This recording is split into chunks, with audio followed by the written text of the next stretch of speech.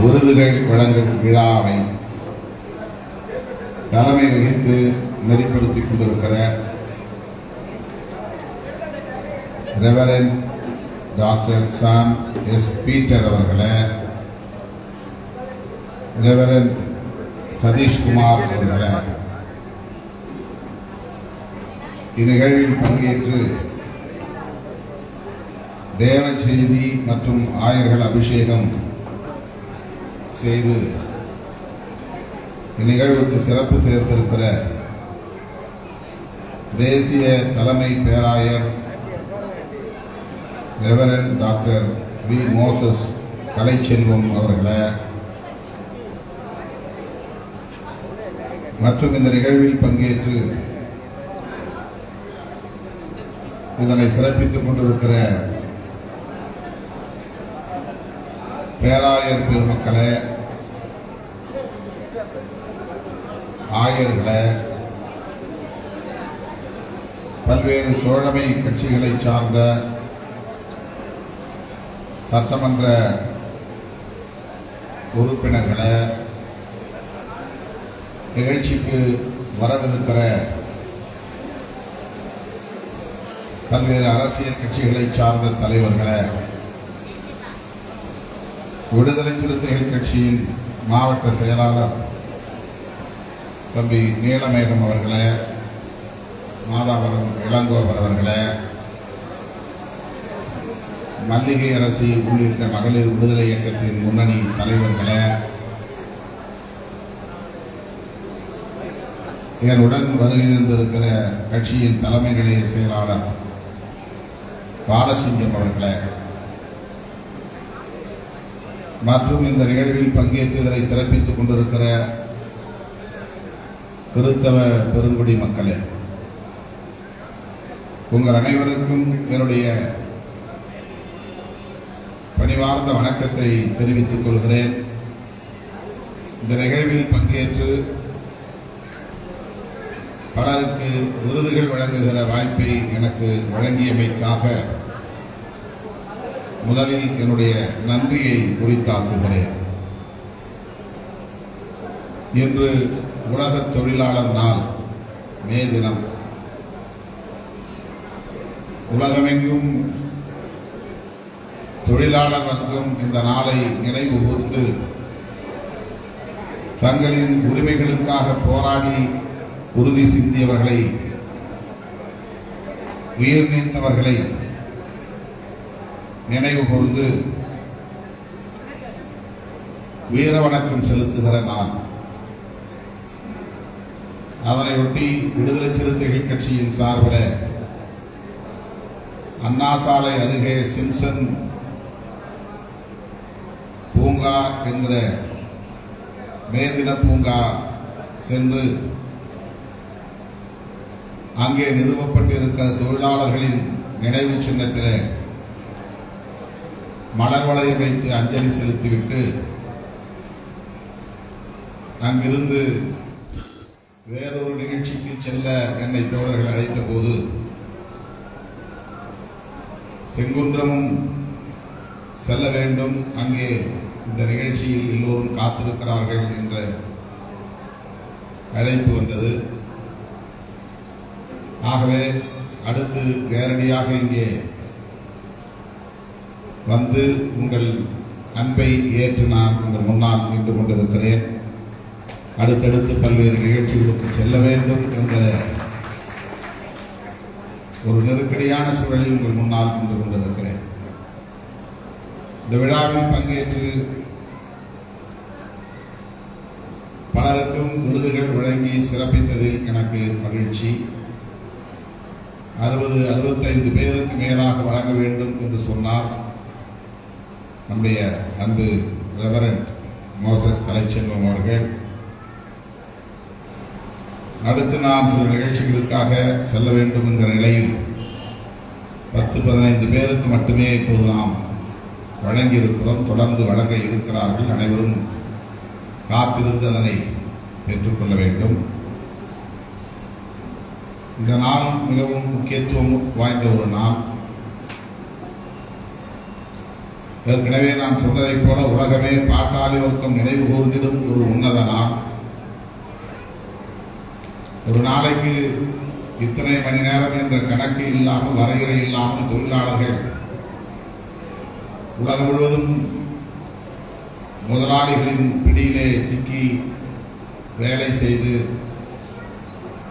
உழன்று கொண்டிருந்தார்கள்.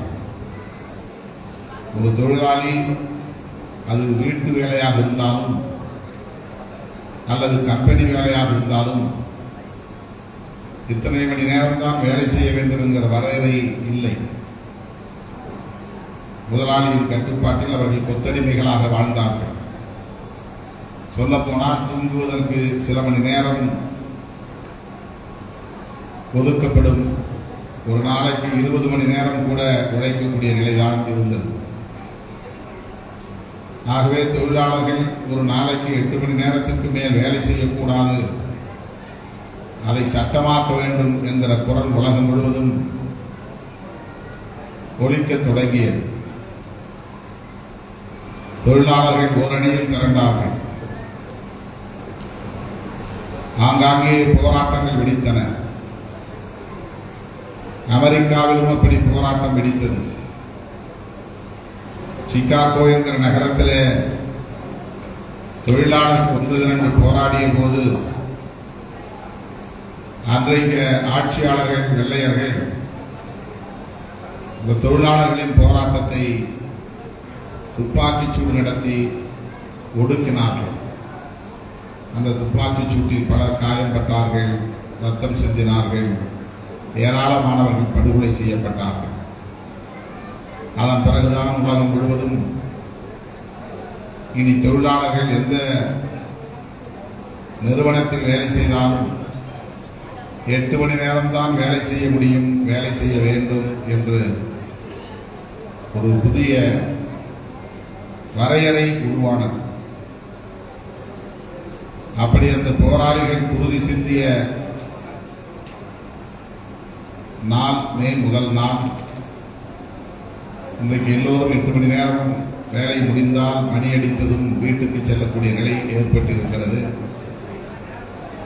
ஆனால் இன்னும் அமைப்பு சாரா தொழிலாளர்கள் 8 மணி நேரத்திற்குள்ளே வேலை செய்யும் நிலை இல்லை.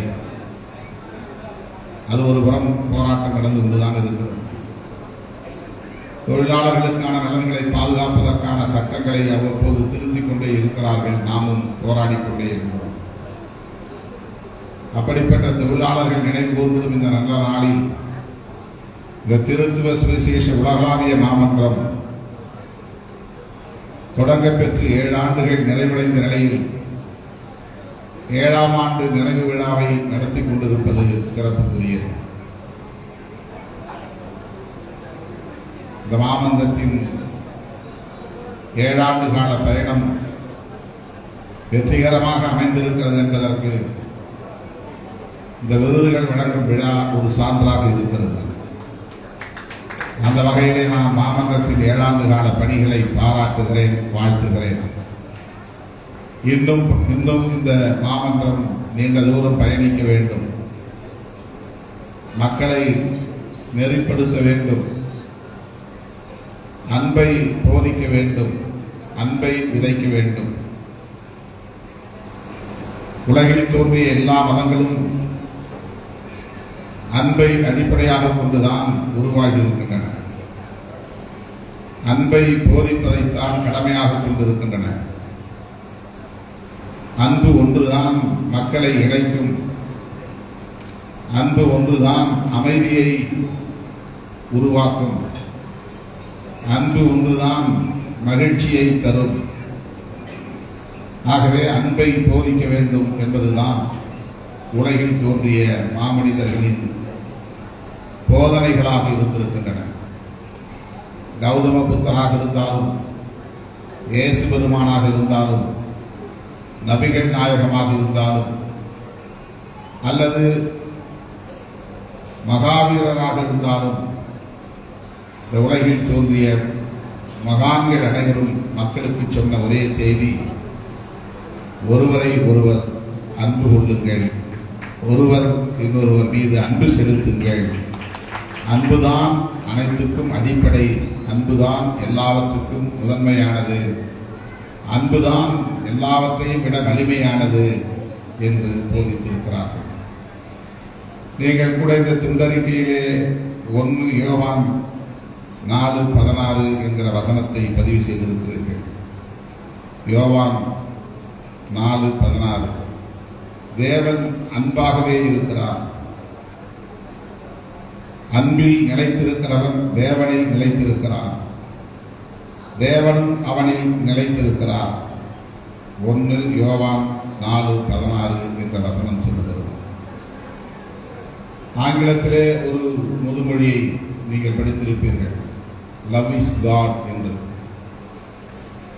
காட் இஸ் லவ் என்றும் லவ் இஸ் காட் என்றும் வண்டிகளில் எழுதியிருப்பதை நீங்கள் பார்த்திருக்கக்கூடும்.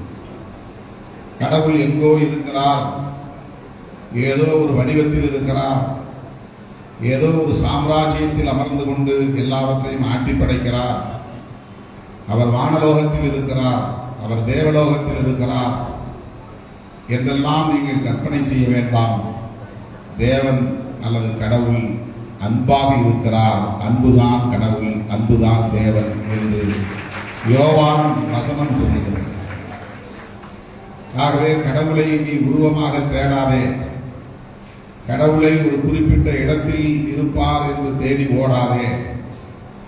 கடவுள் இப்படி ஒரு சாம்ராஜ்யத்தை அமைத்து அங்கே அவர் ஒரு ராஜாவாக அமர்ந்து கொண்டு உலகத்தை பரிபாலனம் செய்கிறார் என்றெல்லாம் நீ கருத வேண்டாம்.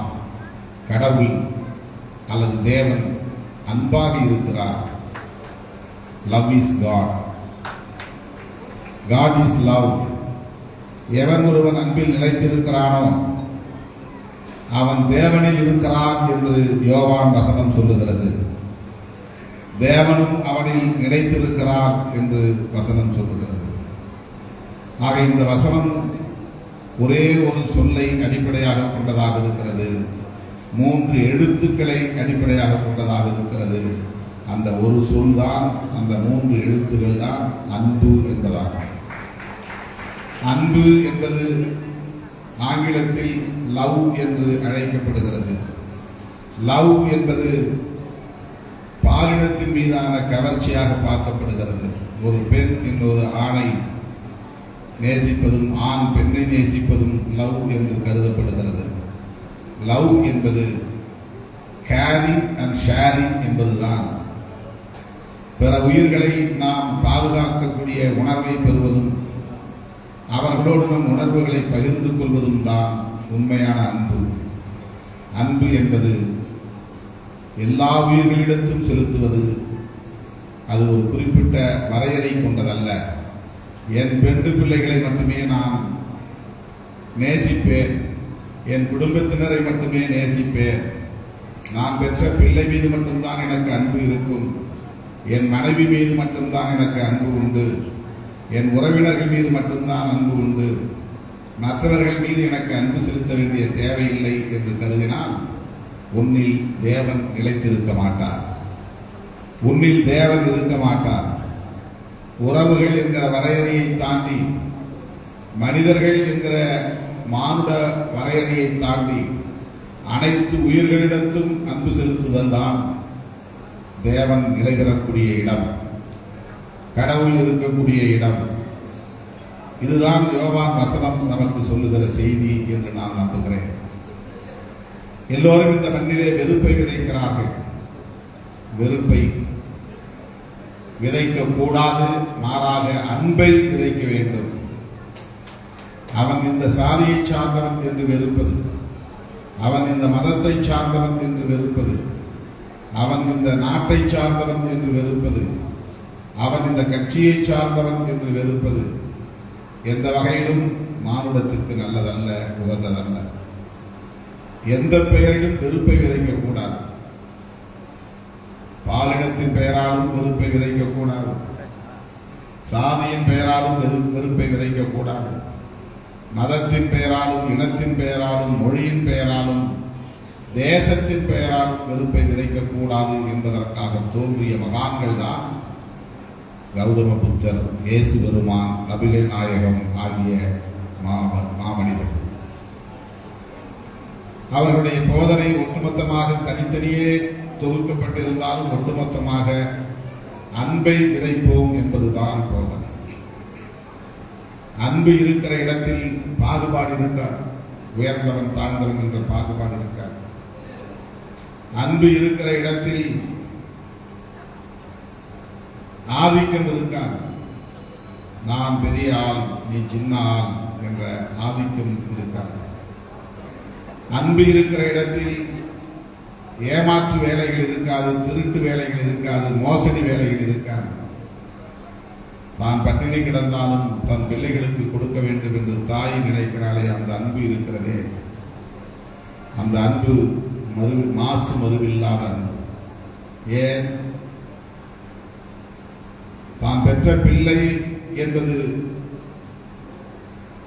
அந்த உணர்வை வலுப்படுத்துகிறது. அந்த உணர்வு தான் எந்த எதிர்பார்ப்பும் இல்லாமல் செலுத்தப்படுகிற அன்பு. தாய்க்கு மட்டும்தான் பிள்ளைகளிடம் எந்த எதிர்பார்ப்பும் இருக்காது. அந்த அன்பு குறை காணாது. அந்த அன்பு குற்றம் சொல்லாது. அந்த அன்பு அவதூறு பரப்பாது. அந்த அன்பு பொறாமைப்படாது. அந்த அன்பு ஆத்திரப்படாது, வெறுப்பை விதைக்காது.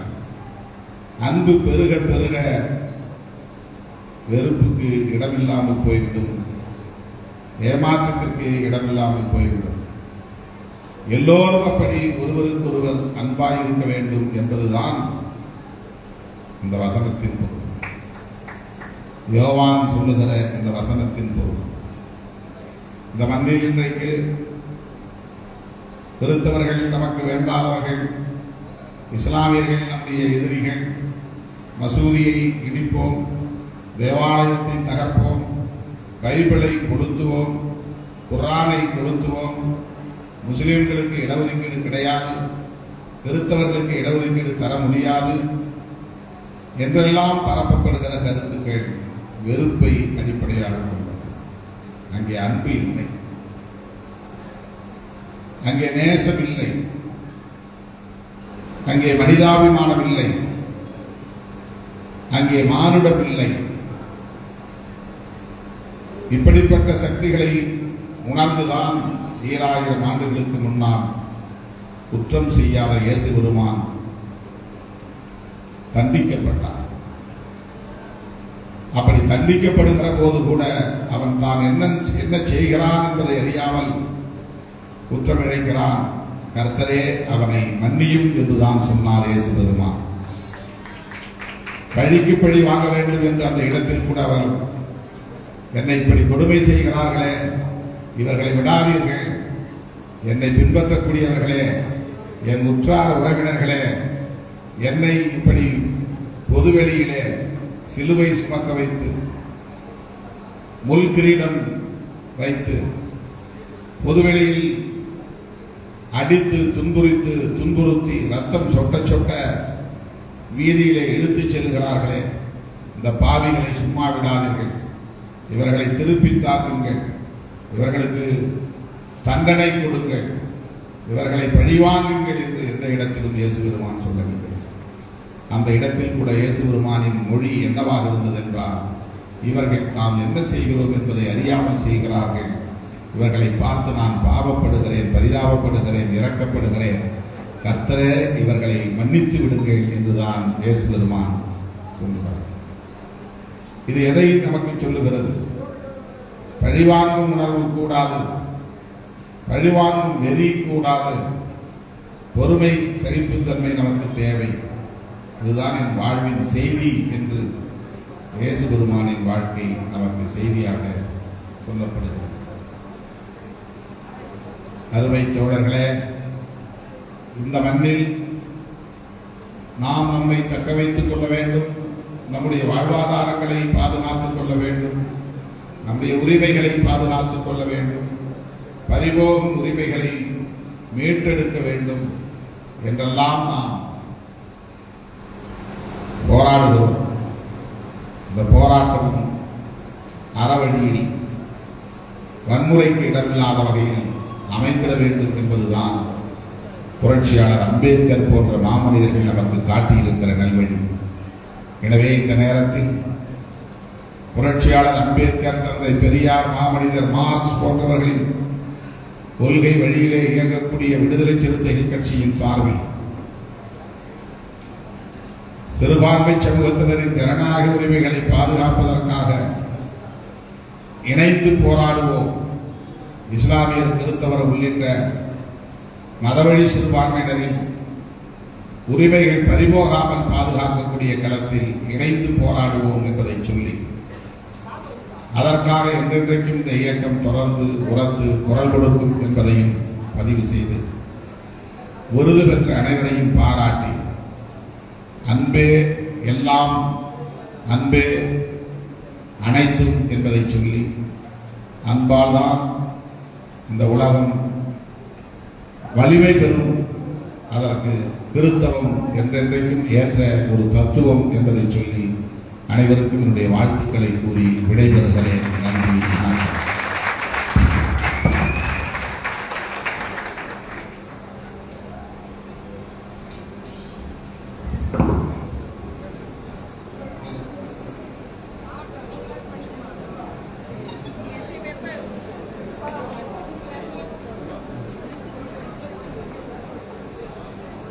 கொஞ்சம் நம்ம முடிக்க போகிறோம்.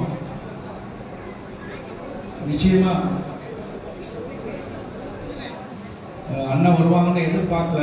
ஏன்னா லாஸ்ட் மீட்